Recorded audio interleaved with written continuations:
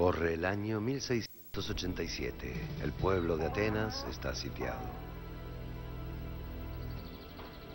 Sin saberlo, los cañones enemigos se alinean en una colina que mira hacia uno de los edificios más imponentes del mundo, el Partenón.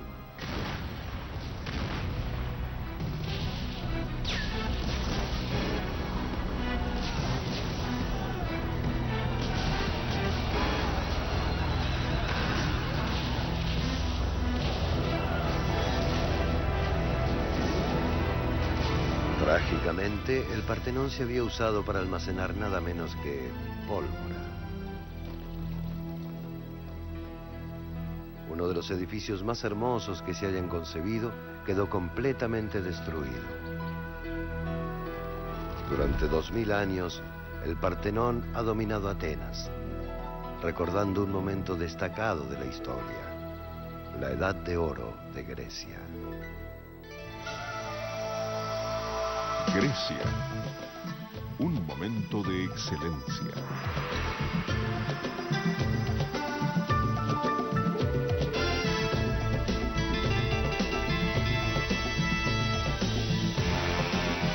Civilizaciones perdidas.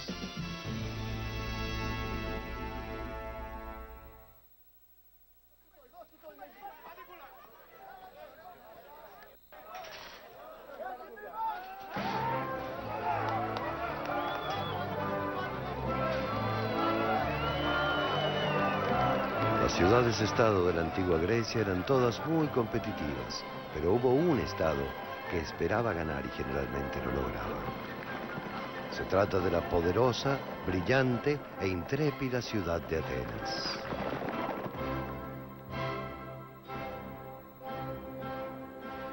Durante el siglo V a.C., Atenas se hizo más poderosa, a la vez que muchas ciudades-estado e islas recurrían a ella para protegerse de su enemigo mutuo, los persas, y así nació el Imperio Ateniense.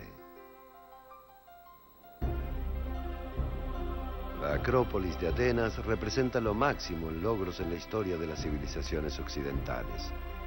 Un derroche extraordinario de excelencia creativa que surge de un siglo, el V a.C. Estos magníficos edificios simbolizan la inspiración colectiva de un pueblo apasionado por la perfección. El historiador Plutarco escribió: y los edificios se erigían tan imponentes en tamaño como inimitables en la gracia de sus contornos. Como los artistas trataban de lucirse en la belleza de sus trabajos, cada uno de los hombres suponía que se tardaría muchas generaciones en construir. Pero en realidad, todo el proyecto fue realizado en pleno apogeo del gobierno de un hombre. Ese hombre era Pericles, líder de los atenienses.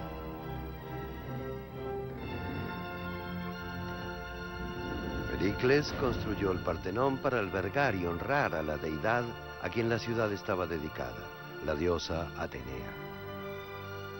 En su mano llevaba una estatua de la Victoria de 2 metros. Adornada en oro y marfil, Atenea medía 13 metros de alto.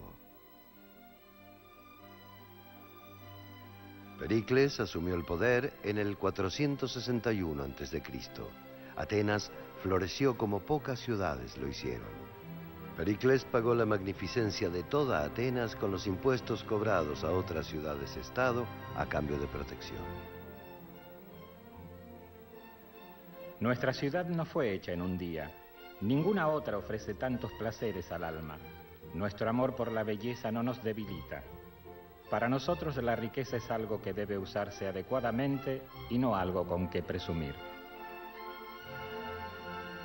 Para mí es maravilloso que en el siglo de Pericles tomaran una buena parte de su Producto Bruto Interno y lo invirtieran en edificios, en el gran Partenón, en la arquitectura que influenció la historia de la arquitectura de Occidente en los siglos posteriores. Lo que la Acrópolis y el Partenón le decían al mundo es: somos Atenas, estamos en la cima. Tenemos esta diosa que reverenciamos y que nos cuida en todo momento y a quien le construiremos el recinto más espléndido que podamos imaginar. Y era un símbolo de respeto a la diosa y una forma de demostrarles a los demás griegos que en esa lucha constante, en esa competencia constante, Atenas era la mejor.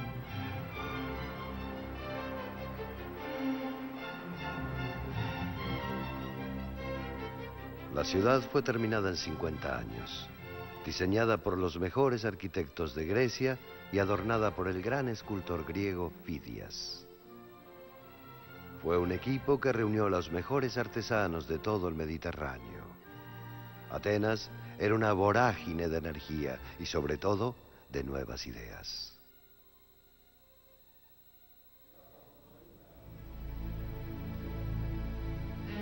Las fiestas vespertinas eran ocasiones no solo para ver bailar a las muchachas bonitas o emborracharse, sino para dialogar.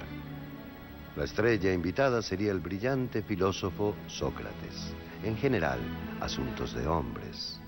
Había una excepción interesante. Las mujeres extranjeras capturadas en la guerra a menudo oficiaban de artistas extranjeras. Una cortesana particularmente inteligente y bella fue Aspasia. Pericles se enamoró y asombró a todos casándose con ella. Hasta se decía que a Sócrates le encantaba su presencia.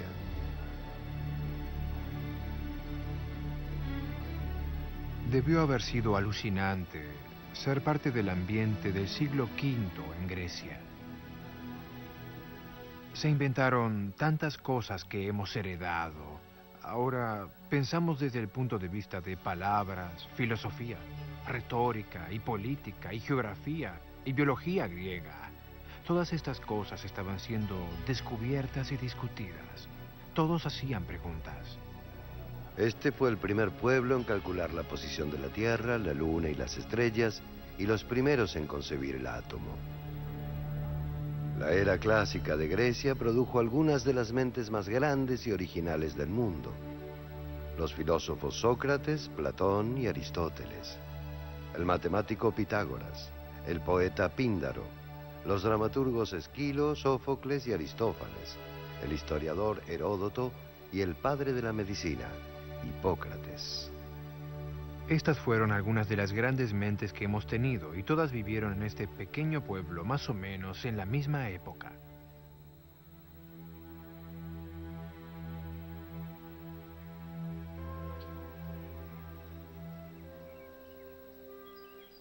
En Atenas, Pericles presidió la primera democracia en el mundo.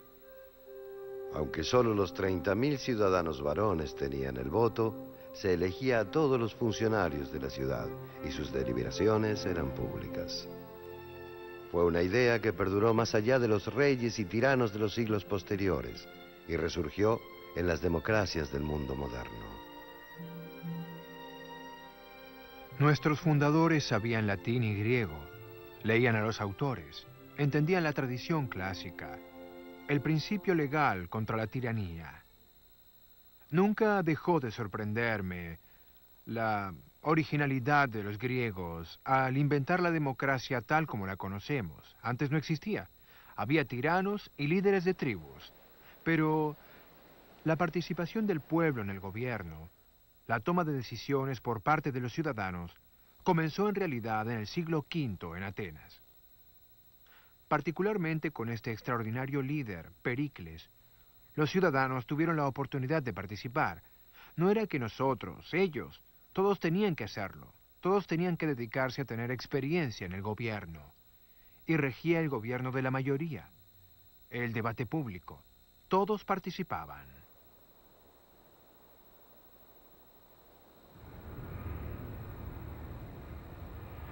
El éxito de los atenienses en el arte y la diplomacia, en los deportes y en el gobierno, se vio motivado por sus anhelos de excelencia.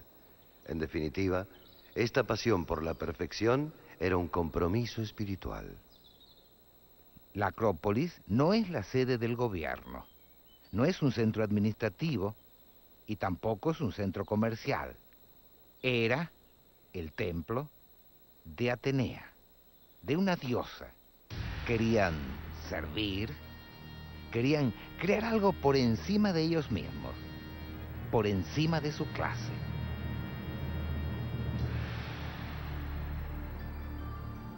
No era como las iglesias modernas, no era un lugar para ir a rendir culto en silencio. Los sacrificios se realizaban afuera, en parte por razones higiénicas. Al fin, si se mata un toro, uno no quiere que se haga en el piso del templo. Además, el humo debía elevarse a los dioses, y ya que la divinidad habitaba en su hogar, uno no quería acercarse demasiado. Se quería mantener una especie de diferencia, una distancia respetable, en caso de que, sin quererlo, se hiciera algo indebido que enojara a alguien muy poderoso. Eso nunca es conveniente.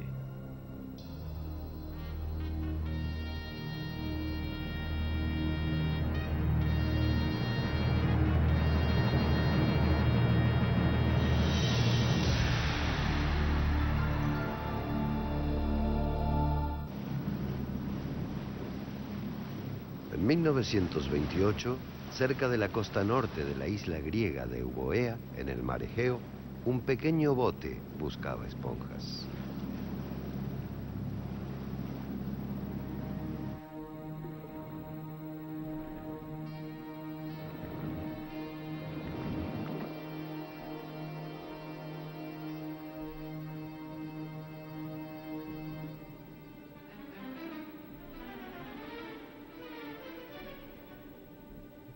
El buceador vio cierta forma extraña bajo la arena.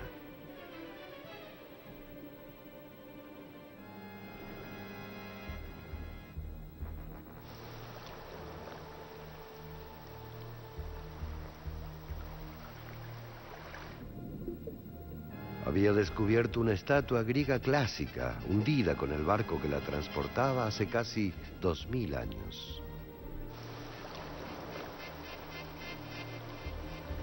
Actualmente muchos creen que este extraño bronce era Poseidón, el dios griego del mar.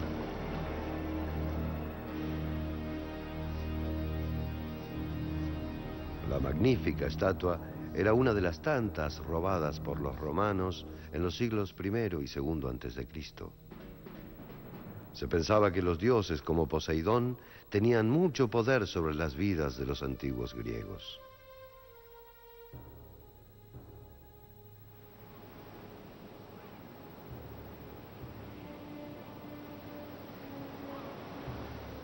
Sobre el mar, en Sounión, a 59 kilómetros al sur de Atenas, hay un templo erigido en honor de Poseidón, un dios que los griegos querían tener de su parte. Poseidón es la naturaleza. Sus dominios son las profundidades del mar y de la tierra. Él crea las tormentas, él auxilia a los marinos o los lleva a su muerte. Así que es un dios incontrolable, y uno recurre a él cuando tiene miedo. Los griegos eran buenos construyendo templos donde uno percibía algo más, una belleza tal que solo los dioses podían habitar allí.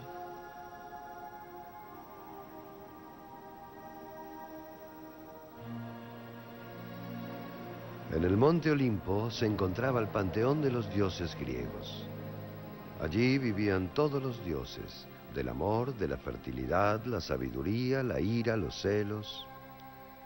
Pero había un dios griego que se destacaba del resto, el todopoderoso Zeus, soberano del mundo y de los mismos dioses. Estos dioses no eran concebidos como seres espirituales, tenían características humanas e interferían en las vidas de los humanos cuando se les antojaba. Podían ser racionales y solícitos o maliciosos y vengativos. Cualquiera que los ofendiera podía encontrarse con una venganza terrible.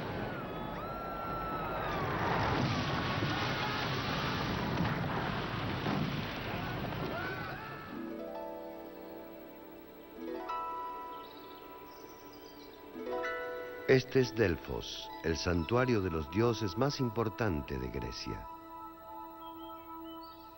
Este templo estaba dedicado a Apolo, el dios de la sabiduría, la luz, la música y la salud.